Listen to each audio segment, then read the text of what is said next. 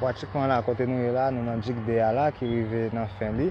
Pour dire c'est la dernière couche que nous avons mis sur Dig DA qui nous dit qu'il est déjà fini construit parce que c'est lui-même celle qui était dans 3 digues que nous avons fait dans le barrage là. C'était Dig DA qui peut construire, et un qui est construit, 3 qui est construit, c'est DA lui-même qui peut construire. Mais quand il y a là, pratiquement nous à 90% pour nous finir Dig DA parce que partie remblage là fini, qu'on y a chaque mois que nous séparer après et puis mettez couche végétale pour nous capable planter gazon et puis faire canal et puis mettre roche. Là, nous sommes capables de dire comme ça que le barrage là lui-même, nous à 96% là-dedans, totalement. À 96%, ça veut dire que nous 4% pour nous capables de terminer le barrage là complètement. Si nous avons 2 heures qui passent là, c'est la couche finale là, la passer là, après ça nous allons passer grader, nous allons niveler et puis nous allons rouler.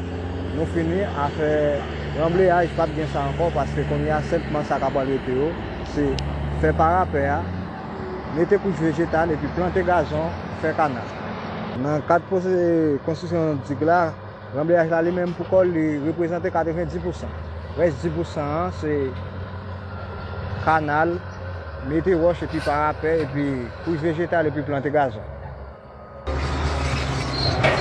Pour mon cap garder que la nous durée 10% dans digue là. Ça c'est digue côté nous là nous pratiquement là on va garder digue 3 là. Ça digue 3 qui est déjà premier construit, ça nous là c'est roche que on geta mettre dans talia. Ça qui était dans digue là. Pratiquement depuis vous fin mettre roche là, nous capable de digue là fini à 100%. Là garder là c'est sacré les parapets, bout que nous fait sur digue là pour protéger digue là dans le moment que rivière va entrer, il est capable toucher, il est capable de venir dans côte maximale là qui c'est côte 70 là. Pour qui vient posséder un bout de mi en hauteur qui vient 1 mètre de hauteur pour capable empêcher pour même l'aide l'eau va arriver dans côte 70 là côte normale là pour ne pas traverser pour ne pas passer sur digue là parce que son digue fait en terre bâti immédiatement sous acte de l'eau arriver dans même hauteur ensemble avec qui ou pas faire en protection sur lui l'eau est capable de passer sur lui il est capable craser c'est ça que fait il fait parapet on regarder là c'est bout de mi ça c'est les mêmes que les parapet c'est les mêmes qui étaient pour construire dans digue DA parce qu'il déjà construit dans digue 1 et pratiquement il finit dans digue 3 qu'on y a c'est digue DA qui pour arrêter pour nous construire parapet sur lui. Là à côté nous là nous te parlons de gazon ça c'est côté que nous pour mettre couche végétale là et puis nous pour planter gazon ça c'est gazon ça là il est déjà fait dans toute partie ça est en fait ni dans digue 1 ni dans digue 3. On a simplement arrêté dans digue DA que nous pour le faire comme ça et puis nous sommes capables de dire, depuis nous finissons faire tout le travail, nous sommes capables de dire, puis barrage là fini complètement.